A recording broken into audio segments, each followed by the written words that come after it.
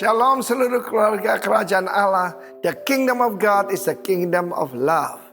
Dan baptisan kuasa yang janjikan Tuhan adalah the baptism of love. Karena itu tema kita adalah forgiving offenses.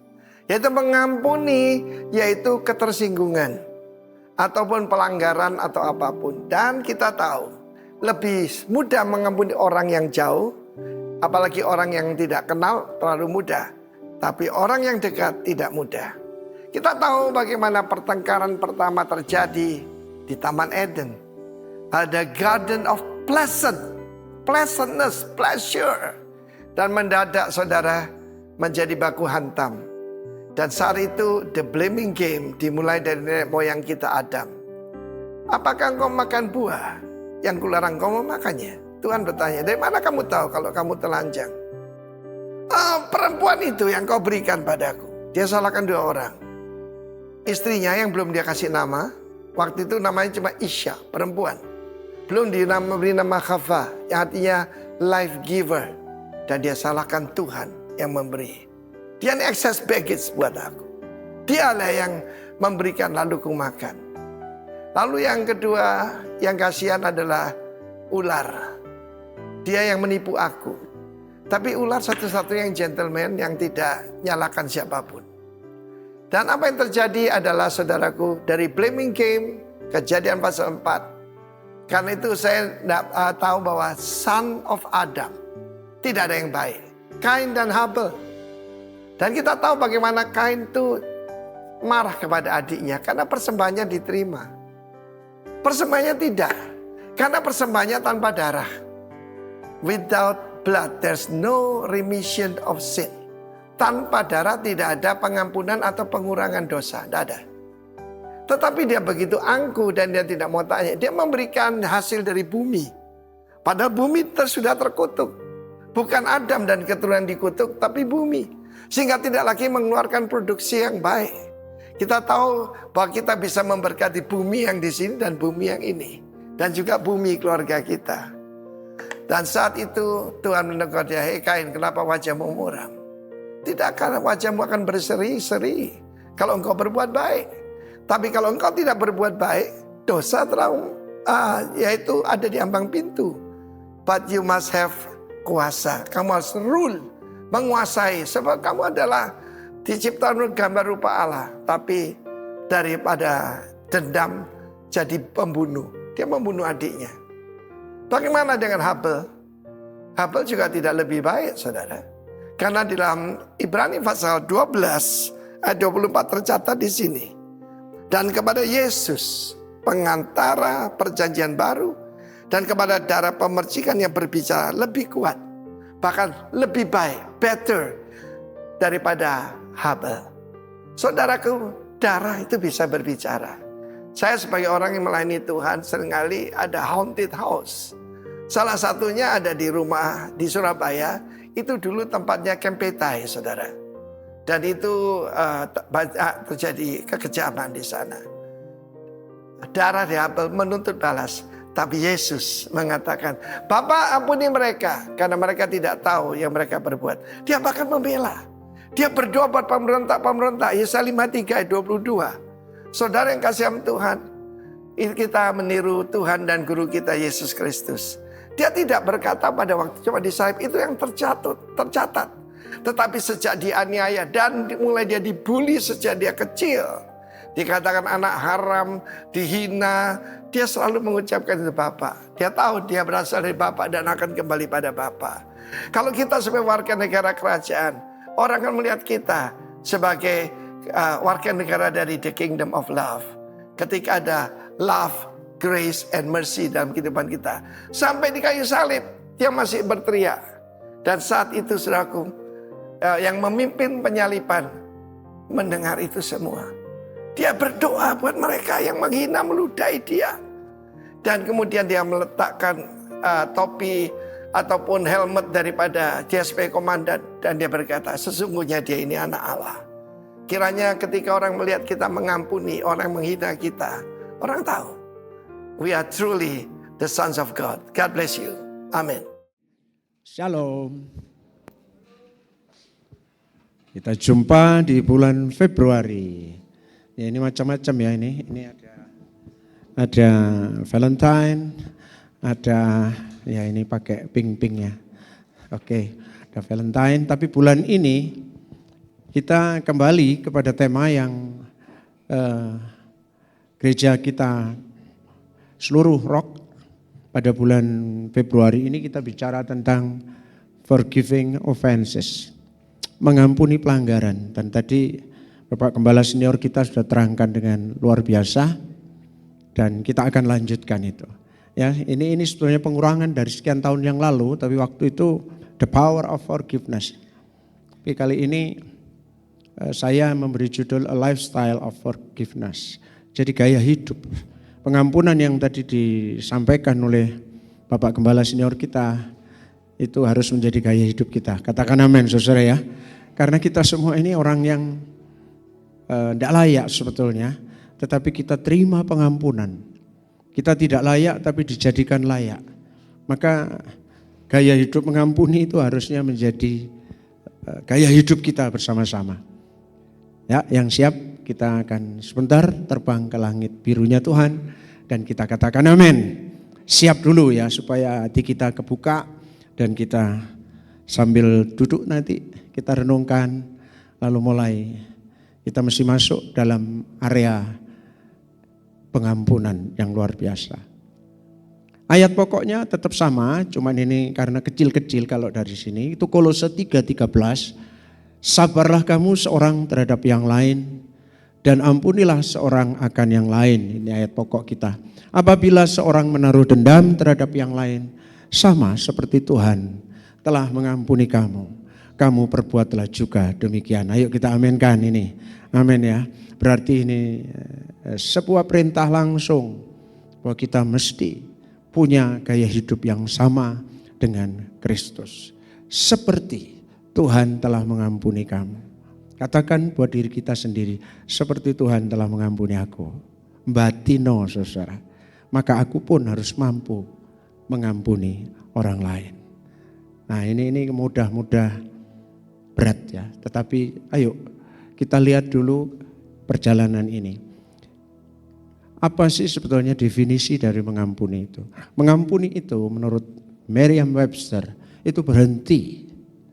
Nah, kita mesti memutuskan berhenti merasakan kebencian terhadap pihak lain atau memutuskan memaafkan terlepas pihak lain pantas atau tidak mendapatkannya. Udah masuk poin ini? Oke, ditelan ya saudara. Lalu dicerna dalam hati, Tuhan mampukan saya. Di slide kedua ini, untuk berhenti merasakan kebencian terhadap pihak lain. Pihak lain siapa? Ya di luar kita dong. Bisa Tuhan, bisa situasi, bisa orang lain. Bisa keluarga kita. Tadi Pastor Arifin katakan justru orang terdekat di keluarga kita. Iling-ilingan adikmu sing gregetno kukumu atau ada ponaan dan lain-lain hari ini. Atau tim kita atau siapapun.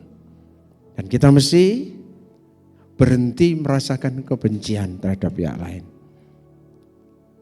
Di mana ukurannya? Ya kalau ketemu orang itu sudah netral hati kita, tidak ada merongkol. Amin, dah amin, saya paksa saudara katakan amin. Jalan terus. Ini sama karena Tuhan juga melakukan terhadap kita. Yesaya 43 ayat 25. Akulah dia yang menghapus dosa pemberontakanmu. Kalau kita masih bantah, Merriam-Webster. Kita harus memutuskan untuk tidak merasakan kebencian. Merriam-Webster. Kalau engkau membantah, baca Yesaya. Akulah dia yang menghapus dosa pemberontakanmu, Andreas. Pemberontakanmu mulai kecil sampai engkau umur 62-63 tahun ini. Berkali-kali engkau memberontak. Tapi aku menghapus pemberontakanmu. Tolong ganti saudara masing-masing. Berapa kali Tuhan menghapus pemberontakan saudara. dengan pikiran, perasaan, kehendak, mata, tangan, telinga. Tangan kita bisa memberontak. Ketika pagi-pagi, tiba-tiba kita buka WA kita, dan jempol kita mulai menulis sesuatu yang menyakiti orang lain. Jempol saudara sedang memberontak. Dan Tuhan mengatakan,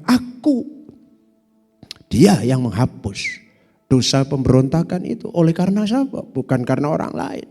Tuhan ngomong karena aku sendiri. Dan kemudian ini yang mengkhawatirkan. Dan aku tidak mengingat-ingat dosamu. Maka kalau bulan ini kita diminta untuk forgiving offense, dasar Alkitabiahnya ini. Karena kita sudah terima pengampunan. Dengan cara apa? Tuhan tidak mengingat dosa-dosa kita lagi. Saudara, tidak mengingat-ingat itu berbeda. Memori kita ini, ya bisa ada yang ngomong 100.000 giga, ada yang ngomong sekian tera. Tidak mengingat itu apa sih? Saudara buka. Nanti di rumah jangan sekarang ya, kalau sekarang fokus dengerin firman. Nanti di rumah buka galeri. Tidak mengingat itu saudara tidak klik lagi. Tidak mengingat itu kan di HP, di Google kita. Itu ada namanya cache, itu tempat kita pernah berselancar di situ. Tidak mengingat itu, dia tidak hilang dari memori. Tapi saudara tidak buka dan kemudian tidak ngeklik lagi. Oke saudara. Jadi tidak mengingat itu berarti bukan saudara lupakan peristiwa itu. Enak aja sih gak ngalami. Aku gak iso lali. Jangan. Tapi tidak mengingat itu kombinasikan dengan pengertian ini berhenti. Untuk tidak mengingat-ingat lagi. Katakan amin. Apakah Tuhan lupa akan dosa kita? Nah. Bahkan catatan itu tetap ada. Tapi Tuhan sudah memutuskan tidak mengingat-ingat.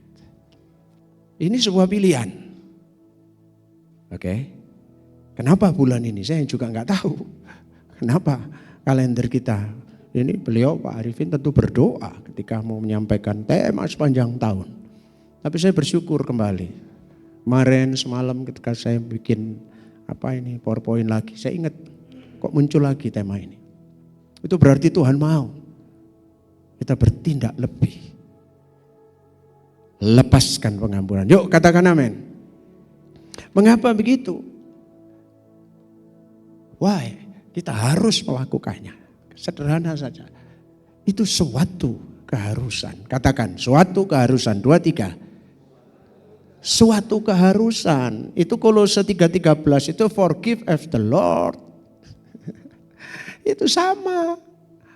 Forgive you. Kolose 3 ini di The Message. Saya cari terjemahan The Message ternyata sama dengan terjemahan bahasa Indonesia sehari-hari. Kalian harus sabar satu sama lain. Kalau tema ayat kita itu masih di TB. Tapi di The Message atau Peace. Dan saling mengampuni kalau ada yang menaruh dendam terhadap yang lain itu sama. Tapi di sini Tuhan dengan senang hati mengampuni kalian. Jadi kalian pun perhatikan ini. Di sini ada kata-kata harus mau mengampuni satu sama lain. Jadi gaya hidup mengampuni itu. Kenapa sih kita punya itu? Mengapa? Itu suatu keharusan. Katakan amin. Ini bukan pilihan. Di terjemahan yang lain hendaklah begitu, agak lemah. Hendaklah kalian saling mengampuni. Tapi The Message jelas mengatakan harus mengampuni. Jadi buat saudara yang disakit hati siapapun, kau enggak punya pilihan sebetulnya. Di tahun yang lalu ini enggak muncul dalam renungan yang saya sampaikan. Ternyata ini bukan pilihan sebetulnya. Kita mulai untuk hal begini, mulai menghilangkan free will, Tuhan yang mau. Enggak bisa enggak. Coba Tuhan itu berpegang terus sama free will-nya, kita semua tidak akan selamat, saudara. Buat apa aku mati untuk Andreas? Ngapain? Orang gak bener gitu, Dok. Saudara, selesai kita. Tapi di sini Tuhan ngomong kita gak punya pilihan loh. Harus mau mengampuni satu dengan yang lain. Mengapa yang pertama? Kita harus. Mengapa yang kedua? Karena kita punya Allah. Saya senang kalimat ini di dalam bahasa Inggris ya. Mazmur 103 ayat 8. The Lord is merciful and gracious, slow to anger katanya. And plenteous in mercy. Tuhan itu panjang sabar. Slow to anger, lambat untuk marah. Mengapa kita mesti punya gaya hidup mengampuni? Selain itu keharusan. Ya, karena Tuhan adalah penyayang dan pengasih. Panjang sabar dan berlimpah kasih setia. Tidak selalu ia menuntut. Dan tidak untuk selama-lamanya ia mendendam. Bagian ini pun masukkan dalam hati saudara. Jadi tema bulan ini benar-benar ngerjakan manusia batiniah kita. Kita mesti nanti di akhir renungan ini kita akan tahu manfaat yang luar biasa. Ini mengapa-mengapanya. Sebuah keharusan. Yang kedua, kalau engkau mengaku sebagai anak Tuhan, anak itu tidak boleh keluar dari karakter bapaknya. Katakan amin. Kalau engkau mengaku anak Allah, Anda harus punya hati, jiwa, dan karakter ini. Kalau tidak, Anda hanya beragama Kristen. Kekristenan dari dulu itu terkenal. Tadi Bapak Gembala Senior mengatakan sampai pun di kayu salib. Ampuni mereka karena mereka tidak ngerti. Kenapa? Karena punya Bapa yang penyayang dan panjang sabar. Hari ini kumpulkan semua sakit hatimu sebelum kita nanti berdoa. Mungkin bisa engkau jejer gitu. Tapi mulai putuskan untuk mengampuni. Yang ketiga, kenapa begitu? Karena apa harus? Yang kedua karena Allah itu panjang sabar. Yang ketiga itu hubungannya dengan status keselamatan kita. Hubungannya dengan status keselamatan kita. Karena jikalau kamu mengampuni kesalahan orang, Bapamu di surga akan mengampuni kamu juga. Tetapi jika kamu tidak mengampuni orang, Bapamu juga tidak akan mengampuni kesalahanmu. Simple. Biarlah firman Tuhan aja yang khotbah buat kita.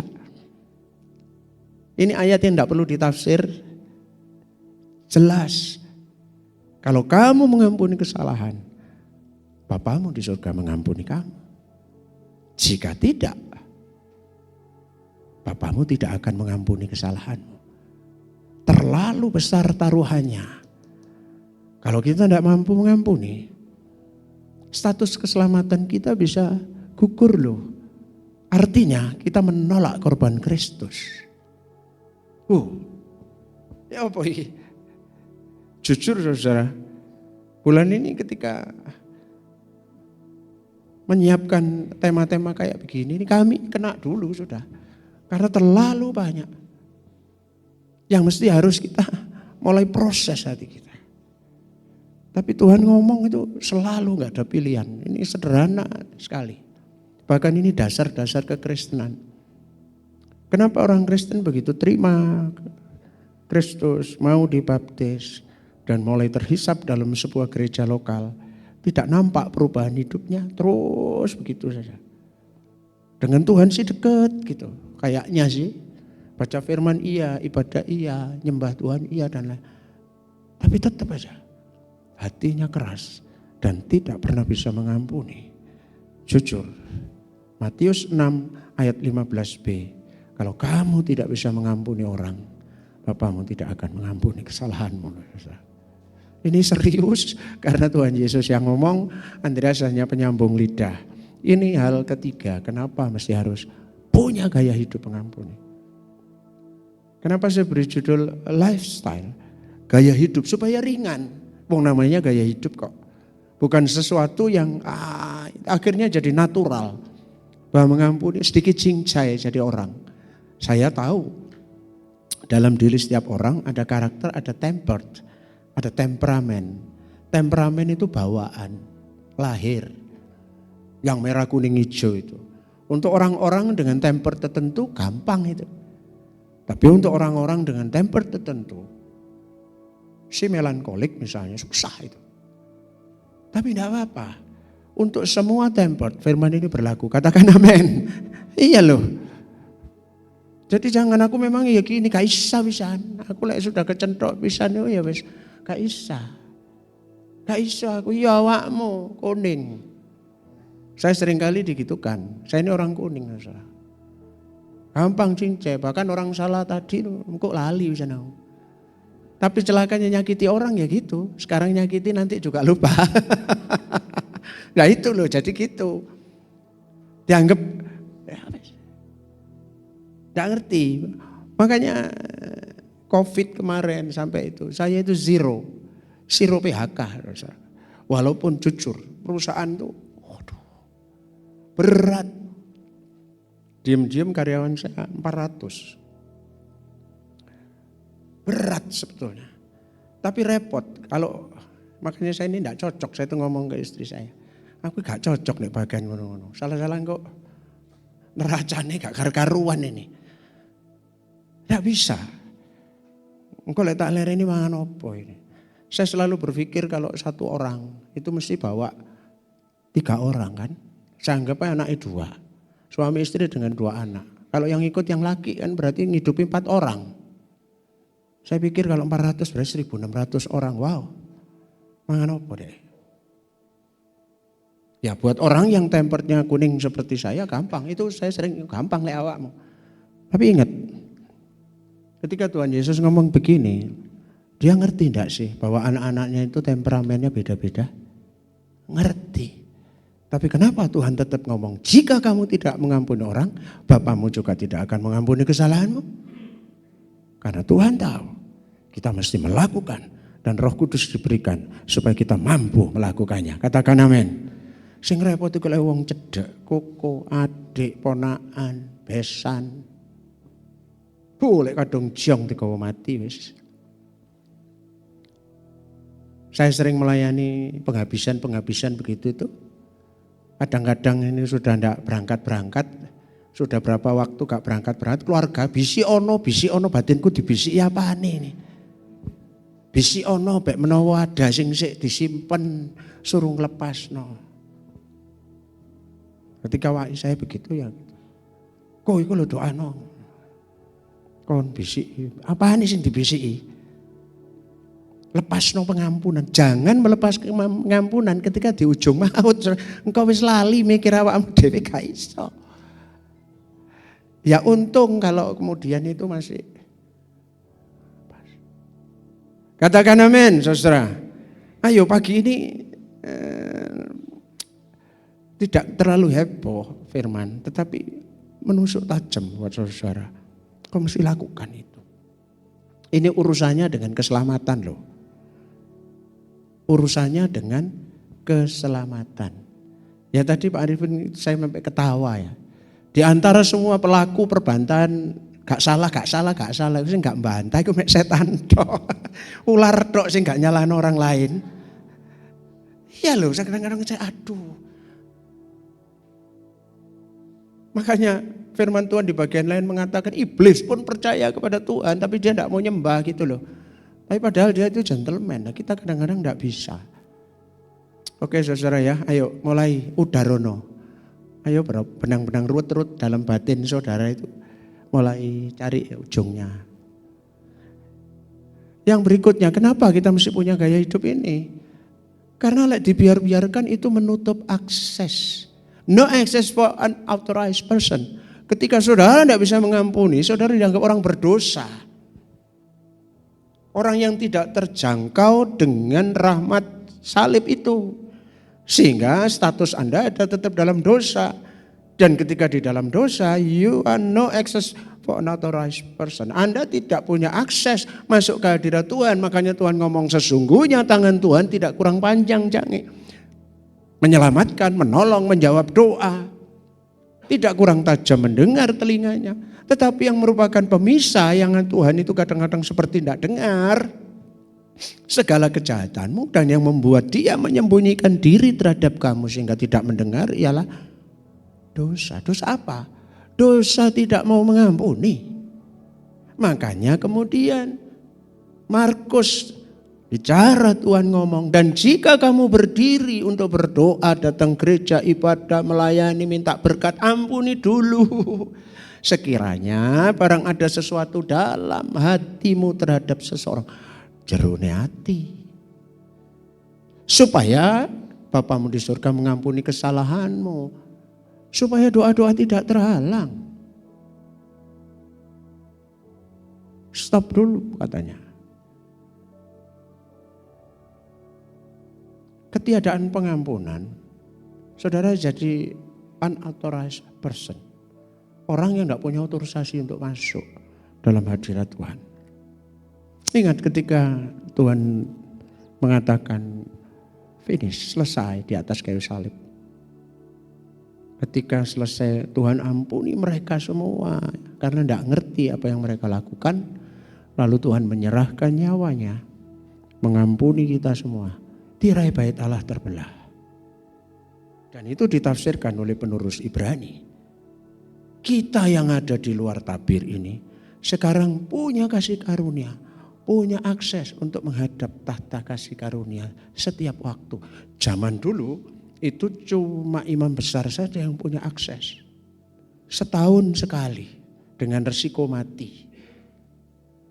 Tetapi ketika pengampunan muncul, akses itu dibuka. Yesus sudah mendahului, kita ada di belakangnya. Kalau saudara nutup lagi, engkau sama dengan memasang lagi tirai bait Allah. Kita tidak punya akses menghadap tahta kasih karunia. Karena sebelum kita melayani, berdoa, nyembah dan lain-lain, Tuhan ngomong. Kalau berdiri untuk berdoa saja, tapi masih di sini nyimpen sesuatu, mandek kosnya untuk sembahyang. Beresin dulu Tuhan, saya kok berat ya, melepas kok berat. Minta kuasa dari Tuhan, supaya doa-doa saudara tidak terkendala. Katakan amin. Ayo, ini rahasia-rahasia hidup di dalam kemenangan buat Tuhan.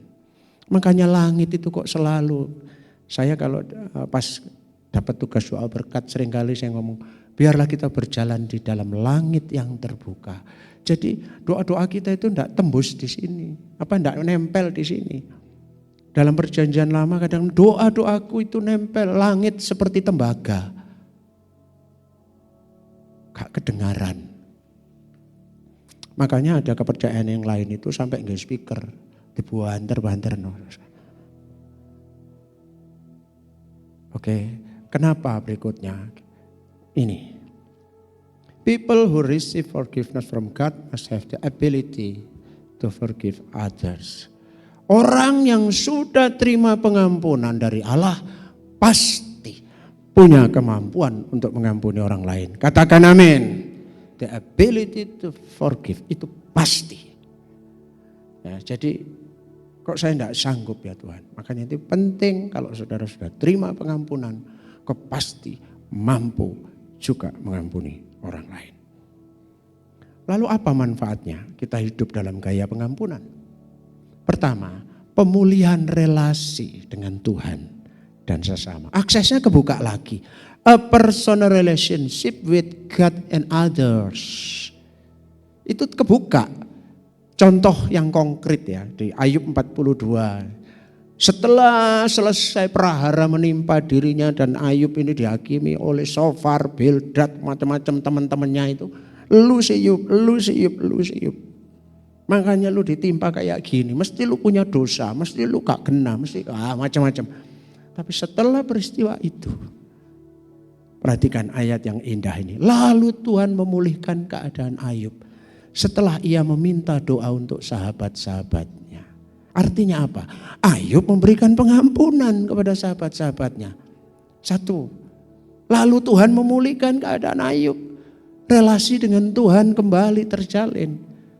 Dan ketika dia berdoa untuk sahabat-sahabatnya, at the same time, di waktu yang sama, hubungan dengan sahabatnya pun pulih. Pengampunan itu memulihkan, saudara.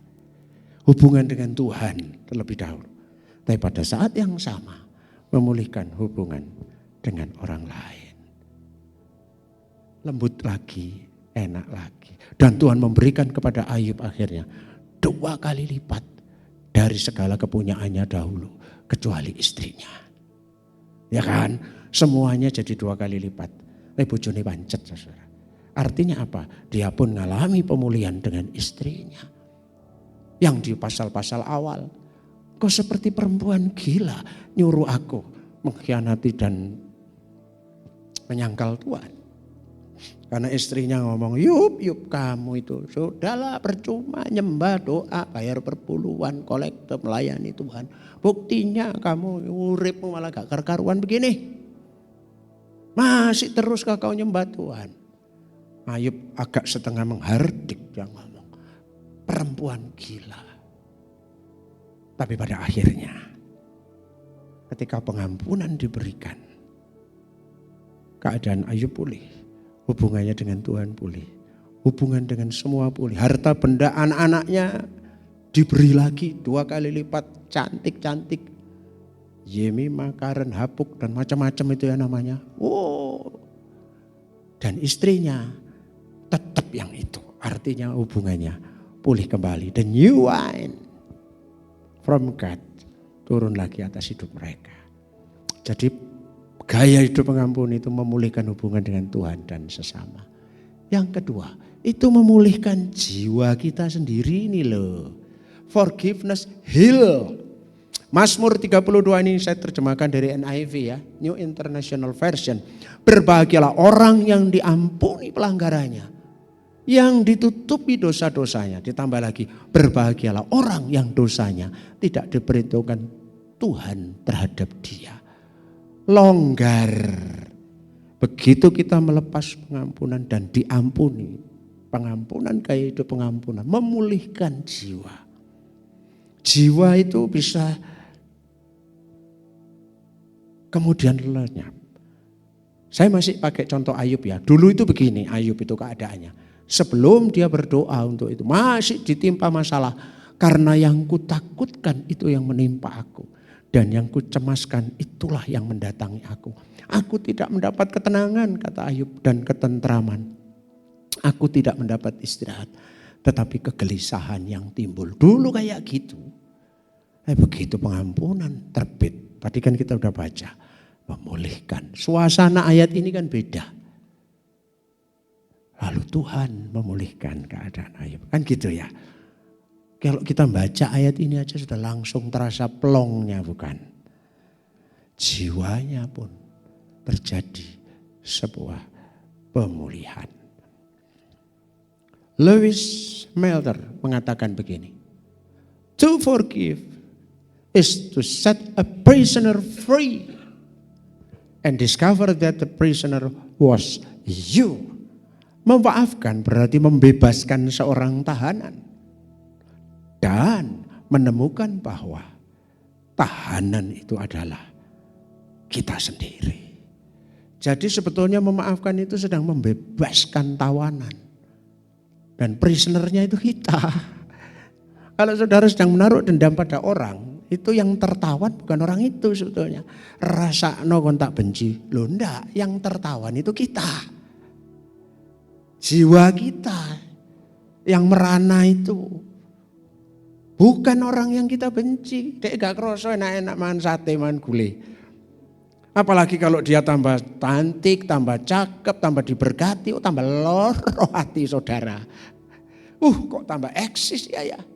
Semakin kau benci dia akan semakin berkembang, semakin semarak.